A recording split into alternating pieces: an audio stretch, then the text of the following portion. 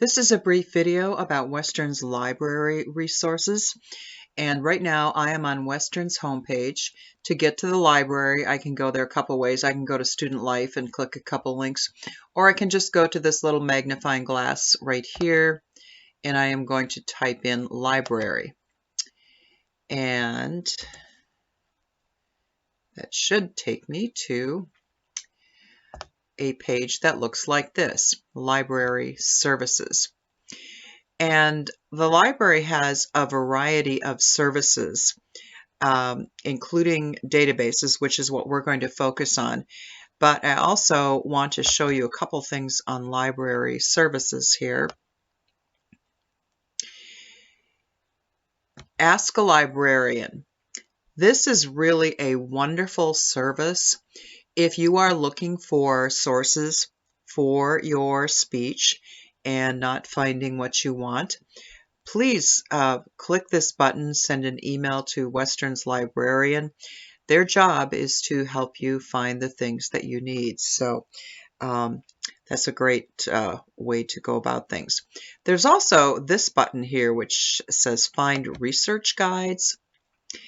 And this is a complete orientation to using all of the library services. You might want to watch this, which says Learning Commons and Library Orientation. And you can also ask questions about the library right here, or you can also get to the databases from this page. And there are little avatars here that introduce the librarians to you. There are other discipline-specific resources here. You probably won't use those for this speech, but I do encourage you to check out this whole page and particularly to watch this video. But I'm going to go back now to the page that I was on library services, and I'm going to go to Find Articles Databases here. Just for your information, where it says Find Books and it says Catalog, anything that's in the catalog is physically in Western's library. Databases are things that reside out in cyberspace that Western pays for. And these are collections of articles that librarians have vetted that are considered credible. And as soon as I clicked that database button, I landed on this page. And as it says here, the most popular databases are right over here, but you can use a number of them. We're going to look at Academic Search Premier in a moment, but I do want to show you there's some other databases here. One is, I believe, called Health Watch. Yeah, Health and Medicine, Health and Wellness, Health Source. These health databases, I believe, will be helpful to some of you that are doing health-related topics. But for general topics, we can go to Academic Search Premier. And as soon as you click on that, you're going to be on a page that asks you to log in. You're going to use the same username and password that you use for getting into Blackboard. And as it notes here, your username is your Western Student ID, password is your Western password. So I'm going to go ahead and log in.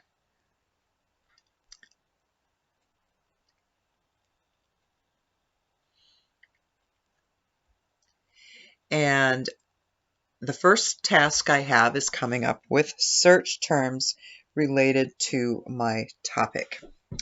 And let's imagine that your topic happens to be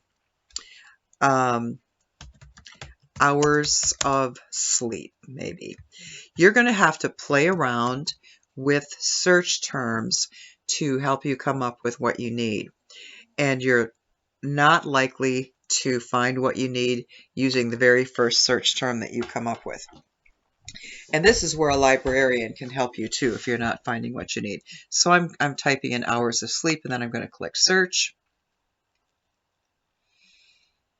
And if you see my search results here, I have come up with 3,276 articles. I don't want to skim the titles of that many articles. So I might want to change my search terms to recommended hours of sleep and see if that narrows it down a little bit.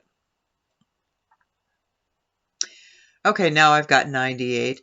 I'm willing to just scroll through real fast and look at 98 titles, but I can narrow this down a little further.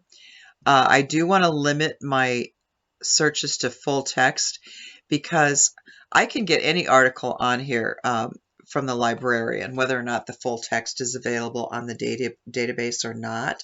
Librarians can order anything for you, but I just want to confine my search to stuff I know I can get my hands on immediately. So I'm looking at full text. So now I'm seeing sleep, a practical guide. How much shut-eye do I need? This is something I'm probably going to find useful. So I'm going to click on that. And before I read the whole article, I am going to read what's called the abstract. An abstract, as you can see here, is a very short summary of the article, and that will help me decide if I want to read the article. And let's assume that I do want to read this article, in which case I'm going to go over here and I'm going to click on full text. And then there is the full text of my article. One of the great advantages of using a database for research is that it will provide what's called the citation for you. At the end of your speech, you're going to be listing the sources that you cited. And if you go over here to the right where it says Cite, I'm going to click on Cite. I'm going to ask you to find the MLA citation for each source that you use. So these are different citation formats, and I'm going to scroll down to MLA. There's my citation. I am going to copy that, and I'm going to highlight it, right-click, copy it, and I'm just going to paste it right at the bottom of my speech. My citation is done. Now, within the speech itself, you will verbally need to cite the source. You may want to say something like, according to Dr. Carolyn Williams, etc., who wrote in the New Scientist.